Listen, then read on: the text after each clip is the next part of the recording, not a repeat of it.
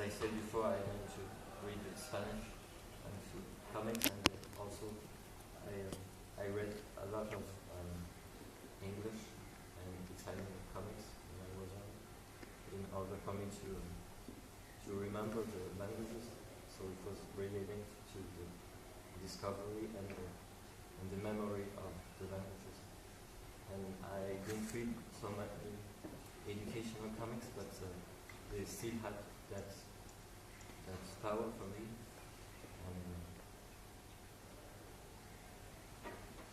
That's wonderful. I mean, you've given us a life experience, which is excellent. Sonia? Okay. My experience is not just only in illustrating a comic which is used as an educational tool, but also about some of the things I've come across in my travels and what I pick up. First off, definitely the whole point why I was approached to draw manga, or the manga Shakespeare series, was because my publisher was greatly inspired by, for example, Baz Luhrmann's film of Romeo and Juliet with Leonardo DiCaprio and Claire Danes. And it was essentially, it was not dumbed down at all. And she liked the way how they used the original language, but they put it in a setting which was sexy, it was fast-paced, it was exciting, and then it had current stars, and teenagers everywhere could go, wow, I totally understand this, I feel it. And that's what she really wanted to capture with the Manga Shakespeare line. Emma Haley was the publisher and the brainchild behind all of this. And so that's why she also liked the way how manga has a very the thing is, manga, it's very difficult to call it a style because there's many styles of manga. It's just another medium. But there are some common elements to the storytelling techniques used in manga, which was very, very dynamic, but also very appealing to teenagers, very, very attractive, approachable for teenagers. They don't feel embarrassed about manga because it's which predominant style you use? Yeah, shoujo, shoujo, contemporary shoujo, sort of like like teenage girls, but you can still get action. Yeah. Okay. And the thing is, that sort of style was particularly what I aimed for, because Romeo and Juliet, although it is a romance, some people would say it's for girls, but there is a lot of action in there as well. So obviously, I took it to try and I put it in a setting which I thought was really appealing, and as also as one of the launch titles of Manga Shakespeare. It was in modern Tokyo, in Harajuku, with two yakuza families, and but again, we kept the original language. We did not dumb down the text at all. And time again, students have come up to me saying, I read your book, thanks to you, I finally understood what they were saying, because they could see people's expressions reacting to each other. They understood the meaning behind the really difficult words. So that really is, it's enhancing understanding. So it's not only approachability or interaction, but they actually could understand what they were saying. It's just in comics in general, the amount that you can pick up from culture, so for example, I learn a lot about, like what Thomas was saying, as you learning French, you learning Spanish through reading comics. For example, I learned a lot about Japan when I started reading quite a lot of comics, because I could see interesting cultural little tidbits here and there. There's a comic that's just come out about wine tasting, and all the Korean parents are going nuts for it. They're buying it for their children because they want their children to be enthusiastic and sound very refined talking about tasting wine. So they're using this comic to teach their kids about it.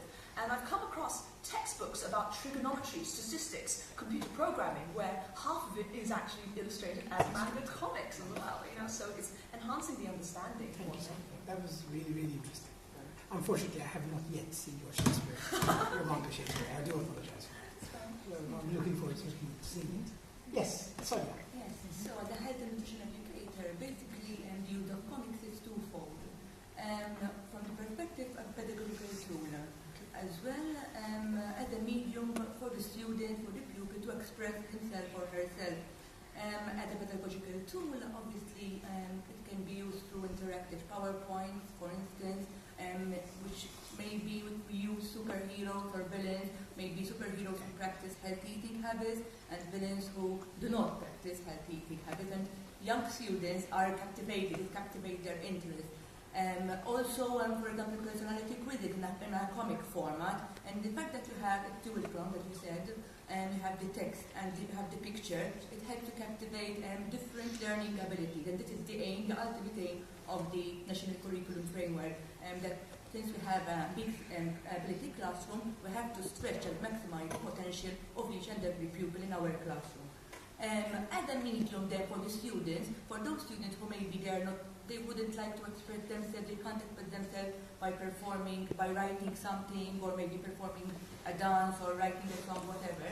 Maybe they, as a bit of self-expression, through comics, they can do it much more easy. So we're helping them to self-express themselves, which is the ultimate aim as an educator to help this to fulfill our students. Wonderful. So Sonia's saying that comics can be motivational. They can actually sort of make you want to look at something.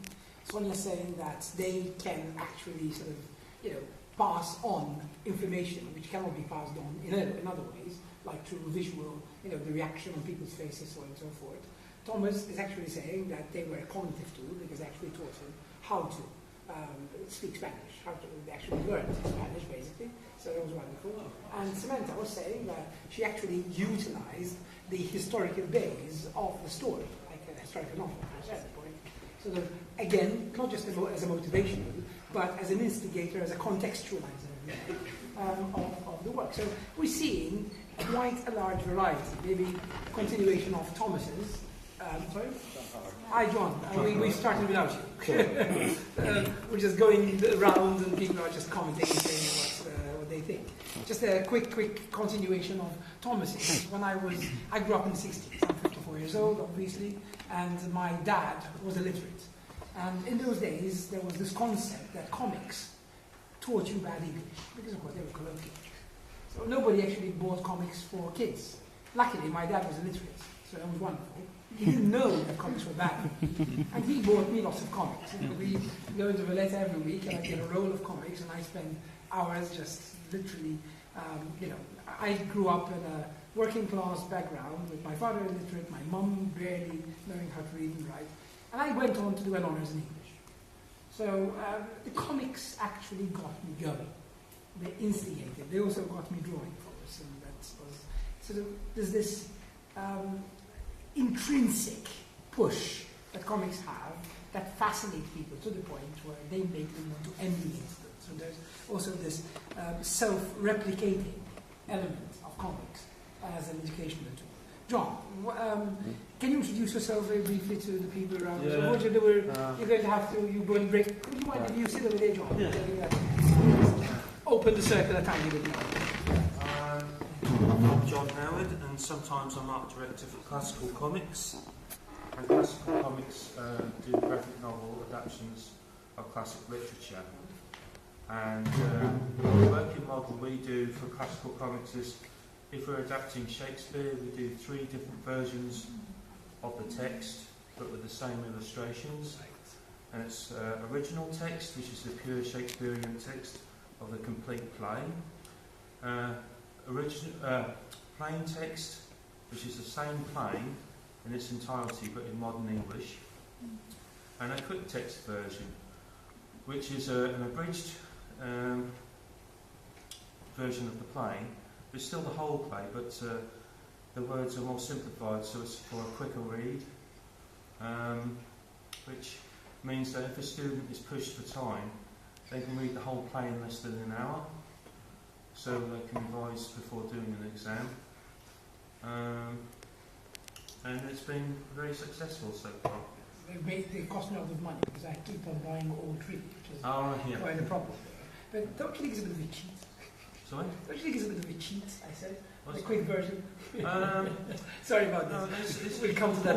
Also, it's very good because the quick version, if you've got a class and you've got students who have difficulty in reading or have some sort of disability, they can still read the play and enjoy the play and understand the play. So as someone who's reading the original text or the plain text version, so it's a good little model for students to work at all different levels of study. I still remember when the Classics Illustrated first came out. Yeah. They used to be called Classic Comics, and then they became Classics Illustrated Yeah. in the 1950s, which were reprinted ad nauseam. They're even being reprinted now. They're available at the Agenda bookshops. This is not a free advert, it's just helping out. And I still remember. Plays though. Sorry? They're not full plays though. No, they're just abridged. They're literally very abridged. But I still remember that a lot of us in the 1960s, well, we avoided reading a lot of books because of those comics. We just read the comics and managed to sail through, with the occasional problem of once in a while there'd be changes, and of course the teachers knew what the changes were, and they posed questions on purpose to get out who the people were who were actually reading the classic comics and not the actual books. And I got caught a couple of times myself, but they knew I liked comics, so there was no problem. Of course, this is a very good idea, something that's happening quite extensively now. There are a lot of books published like that. All the Shakespeare, I think, has been done. Yeah, we're doing Bronte. Bronte's been Done Shelley. Yep. There's Bram Stoker, Sweeney Todd, which is anonymous. I don't know who originally did Sweeney Todd, but that's been done. So yeah, there's all different classics being done. Jane Eyre, Wuthering Heights, Frankenstein, Dracula. Do you mind who's drawing Wuthering Heights?